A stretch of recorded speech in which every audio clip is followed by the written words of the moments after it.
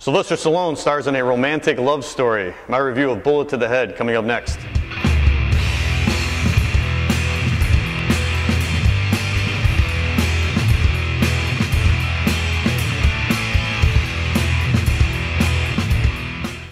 Bullet to the Head stars Sylvester Stallone as Jimmy Bobo. Yeah, that's his name in the movie.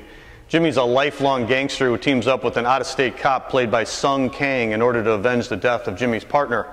This film's directed by Walter Hill, the popular action director from the 1980s. He directed the classic 48 Hours with Nick Nolte and Eddie Murphy, as well as Red Heat with Arnold Schwarzenegger and Jim Belushi. He tries to recreate that buddy action movie magic with Bullet to the Head, but it just doesn't work this time. This film's a typical violent action movie that seems like it slipped out of the 1980s. The major problem with Bullet to the Head is the complete lack of chemistry between Stallone and Sung Kang.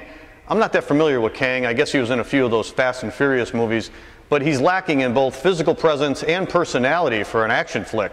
He looks like he's miserable all the time, and his only real weapon is his cell phone, which he's constantly accessing in order to get information about the guys they're chasing. Stallone looks remarkably fit for a 66-year-old man. His face is starting to look like that animated Mickey Rourke character in Sin City, but his body's still ripped and lean. He has that protruding vein on his bicep throughout the whole movie, and he's very believable in the fight scenes. The beautiful and talented Sarah Shahay plays Stallone's daughter. How her career has declined to this point where she's starring in a movie like this is beyond me. She might want to fire her agent. She plays a tattoo artist who can fill in as a doctor on the side in case her emotionally distant father wants to stop by and have her fix up one of his friends who just got shot. Incredibly, the script wants us to believe that she actually finds Kang attractive and they start seeing each other. Ugh. The final confrontation between Stallone and Jason Momoa, who played Conan the Barbarian in last year's Disaster remake, as well as Khal Drogo in Game of Thrones, it's a pretty good action scene.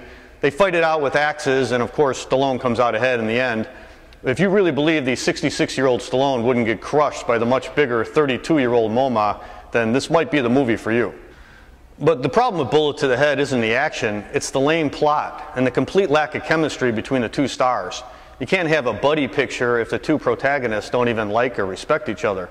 These guys don't offer any of the fun or the laughs that Nolte and Murphy did in 48 Hours. When Kang pulls a gun on Stallone at the end of the movie and threatens to bring him down, we can't help but to join Stallone and roll our eyes. I give Bullet to the Head 2 biceps. I'm John Hansen from MuscleToMovies.com.